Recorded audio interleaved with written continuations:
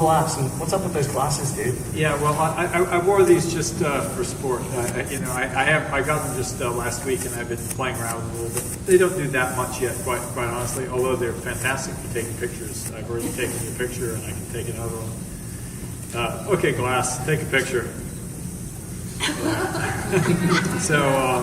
Or this little button, you can do that too. You can take a video, but it's great. It's great. I can swipe through my pictures. I can swipe through my emails and respond. That's about it so far, but the development is open. But the thing that I think Glass does suggest is that the evolution of mobile is not done. It's we're just at the very, very beginning of a process, and we really need to think differently about what mobile means. And I think far too many people take mobile first to mean. Apparently his mic isn't on. Oh, good point. Glasses, turn the mic on. Nicely. Come on, Tim, ask the glasses to do it. Yeah. But not for the recording. For the video, yeah. Yeah, so sorry. Thank you. Much better. I'm not going to repeat myself. But so many people, when they hear the term mobile first, they think designed for the small screen. And that seems really backwards to me, because the most important thing about mobile devices is what you no longer have to do, because the phone knows so much. It provides so much context already.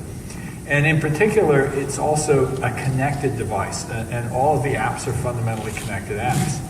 So I thought that Jerry's description this morning of systems of interaction is a great way to think about what mobile really means.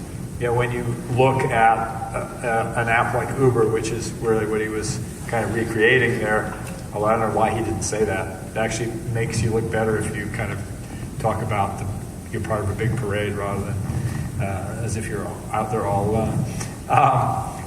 That app is really a system, that includes very different interfaces for two different users in a workflow, and a cloud backend, a huge set of data that gets captured. When you go into Uber, and they have things like ratings of quality, that actually change the behavior of drivers. Have any of you used Uber? That's a good question. Are any of you from San Francisco or Uber? Anybody? Okay. Wow. Okay, you guys have got to check it out if it comes to a city that you're in. This is their tagline is "Everybody's private driver," and it is that taxi cab app. There's other ones. There's one from London called Halo, which has come over, and they're starting to extend not just to black town cars, but to regular taxis. And it really is a totally transformative experience. When you take out the app, it says the nearest car is 2 minutes away, shows you where it is on the map. You request a pickup, they get your location, they come get you. You get in the car, they know your name, you know their name. At the end of the ride, you step out, the payment's already taken care of because your credit card is registered. And then you get a follow-up request to rate the driver. And if you didn't like the service, drivers who don't get 4 or 5 stars get thrown out of the system, which leads to all kinds of new implications. Just how you think about these as, quote, to use your phrase, which I just love, systems of interaction. That's mobile first. It's rethinking business processes. It's rethinking the way that we're going to interact with the world differently.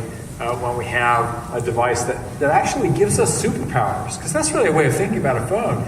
You don't have a location sensor that can pinpoint your location. You kind of remember where you are, but if you got dropped into a strange, city, you'd been blindfolded, you had no idea where you were, but your phone would. That's a superpower. You don't have the ability to sort of make a magic recording of what's around you and share it with someone. You can take a picture of what you're seeing right now and instantly send it to someone else.